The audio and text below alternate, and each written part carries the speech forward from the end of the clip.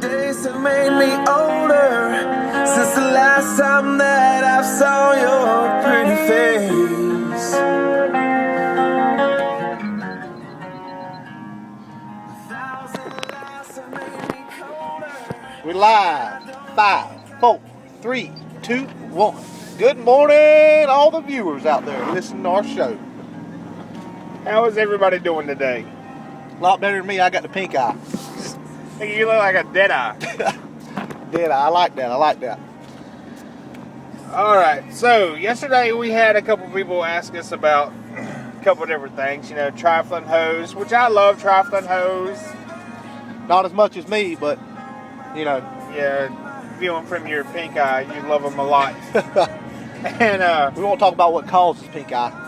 wow, somebody farted in your pillow. Put it this way, it's the best blowjob I've ever had. Wow.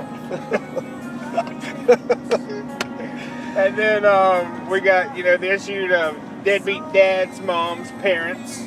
Yep. And another friend asked us about long distance relationships. And how long distance? I mean, we need people to give us details on where we're talking. We're talking from Keystone to Stark. We're talking, you know, from Stark to Mississippi. We need details, people, details. My personal experience, I've tried this long distance relationship thing. It didn't work. Well, I did it, and it worked, because I was dating 5 girls one time, and the other girl lived in Middleburg, and I lived in Stark. But, I mean, make a long story short, it backfired on me. I told her I moved to South Carolina, and I sent her 2 weeks later in Stark. That didn't work out too good. I remember the story. Yeah. Ended bad. Very bad. But, I mean, we're just trying to, you know, give us more description on what you want to talk about. I mean, long distance can be a good thing, and it can be a bad thing. I mean, depends. If you're single, it's a hell of a thing, because you could have 19 girls in 19 different cities if you wanted to. That's what I'm trying to do. So, Yep. You know, if you know another girl from another city, tell her to holler at me. St. Pete, Miami, Wherever. He's like Kentucky, I don't care. and when you tell him what he's like, you can tell him he's a Mexican, Hawaiian, he's African American. I call him a dollar bill. I mean, he's 25 cent everything. He'll be whatever you want him to be. Says the man with the lazy eye. I done told you, it's not a lazy eye. It's not lazy, it's pink, so you have a fag eye. Whatever. Sorry. Quit watering. Feel like I'm getting sprinklered on. But we hope y'all are having a good day today. We're having a magnificent day. Anytime we can talk to y'all, it's a good day.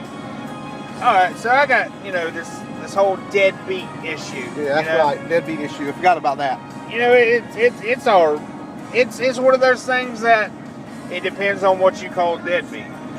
Because, you know, to me, if they're trying to, you know, make things work and they're doing the best they can, you can't really call them deadbeat because they're trying. Yep. But you got these dudes out here who ain't doing shit. Hey, I got $10. Let me pick up my boy now. I'm going to George's to get, you know, a pitcher and free drink and pick up some skankfoot. And we all been to George's. We've all done that thing. Everybody's been with everybody, plus their dog. I mean, it's the same old shit, different day. Don't be talking about Buster like that. I'm sorry. But, I mean, it just depends on your view of it. Ours is, you know... A deadbeat dad is pretty much a guy that just don't give a shit. Because I'm in that same situation. You know, my ex-wife thinks I'm a deadbeat dad, and I call every single day for the last 5 weeks, and still no answer. In my book, that's not a deadbeat dad, but I guess in her eyes it is. And you can't, I mean, you can't blame somebody who's trying. And my buddy Jack, he's trying. You can't blame him. And, you know, money's not everything, women. Money is not everything. It's like when you got money, you got women. When you don't have money, you don't have women. Now, that's not every woman. That's just 80% of women.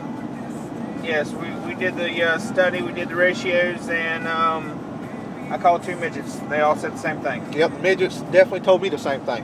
I met mine in 8 seconds one night. Let me talk about that for a second. This is a true story, people. I left 8 seconds one night with a friend of mine. Can't say. We'll call him Douchebag. I left 8 seconds with my buddy Douchebag. We met this midget. Well, it wasn't really a midget. She was like 4'11", 4'7". I consider her a midget because I'm pretty short myself, but I feel like I was a giant compared to her. Anyway, make a long story short, we're driving down the road. I'm probably about 18 years old, maybe 19. We're driving down the road, and She's like, y'all like me to do kinky things? I'm like, oh, what the hell's kinky? Doggy style? You know what I mean? I didn't know what kinky was back then. I thought if I got to turn a woman around for the first time, I've done something right. But she started skiing with us. And I'm sure all the people out there know what skiing is. But the next thing she did, she took her finger and put in my butt, and I jumped up in the air. I'm talking God Almighty. I snatched it open, locked the brakes, pulled over. Great. My buddy, he's like, "What the hell's wrong? What's wrong?" I'm like, "She just stuck her finger in my butt." He's like, So I threw that midget out on her head on the side of right there. I think it was off 13th. I threw that midget right on top of her head. I mean, that's the kinkiest thing that's ever happened to me. I mean, fellas, this goes to all the bisexuals. I don't hold nothing against y'all. That's y'all's business. But that finger hurt me. I'm just saying. I don't know how y'all deal with other stuff. And it was a midget finger. It was like a baby sausage link. Yep. Wow. But back on point, long distance relationships, it can work. I'm not against it. I'm not against it. But if you really love that person and you really want it to work, long distance is not going to last. That's a fact. It's just a fact. It's not. How are you going one direction? No, if you love them, if everything's good, it won't work. That's like, everything's no. That's like saying have hope in your heart and wish on a star, and you're still getting shit on. No. Now you got to listen.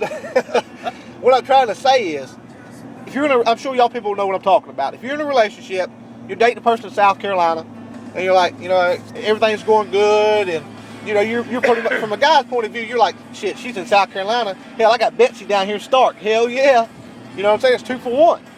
I'm trying to say, if that guy really loves that girl really loves that guy, they'll meet in the middle. That's all I'm trying to say. But they don't, it's not going to last. And I'm saying this. Speaking of that situation, you've also got these situations. Yep. Girls dating dude in the Army. Dude in the Army leaves. What's she doing? What's up, Freddie Mac? How's your mama? Holla at me, boy. Exactly. I got to pass to Kingsley Lake. Exactly. Exactly. So, But you got to think of it this way. I mean, a pass to Kingsley Lake is a pretty good, thing. So if you got to pass Kingsley Lake, give us a call. Me a call. I love Kingsley Lake. I can't swim, but I can doggy paddle. But I can float on, shack. Really? Yeah. Whatever. As long as we get on Kingsley. Yep, Kingsley Lake. I'll bring my fishing pole with me. Be a great day. This whole thing about long distance relationships brings me to trifling hoes. Oh yeah, our favorite subject. I ain't gonna lie. Sometimes I have loved me a trifling hoe. Well, what's bad about them? Nothing. I mean, you know what you're getting when you get with them. They're trifling, so somebody's getting cheated on, and that's not really yours. Well, some people get their feelings hurt, by trifling hoes. Yeah, I mean, because you can't turn a hoe into a housewife. No, it's like going to McDonald's. You order number 2. You order it with cheese. You get it, and you drive a quarter mile down the road, and you ain't got no damn cheese on it. Hurts your feelings. But you go ahead and eat it anyway. It's the same situation with a trifling hoe. She's in front of you. She's trying to give it to you. Eat it. I wouldn't say eat it, but I mean, just take it. Take it. Either way. Yeah. Either way. Yeah. And then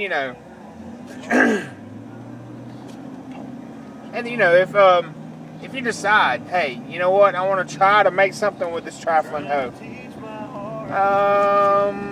Not a good idea.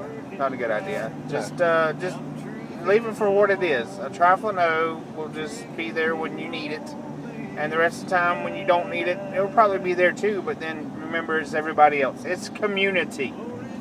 Yep, it's definitely community. But a trifling hoe ain't good for nobody. I mean, it's a bottom line. You don't make a trifling hoe a housewife. You can't. I mean, you can, but the next thing you know, your best friend's uncle's going to be in the bed when you're at work. Next thing you know, I'm just saying, if you're white, little baby's coming out with a tomahawk and feathers. Well, we know it's Shaq's. No. Yeah, that's what he's trying to lead to, people. That's what he's trying to lead to. I don't have any kids I know of. Yeah, but... All right, well, we'll see what's going on. We're going to holler at y'all later. We'll be back live in 5. See you then.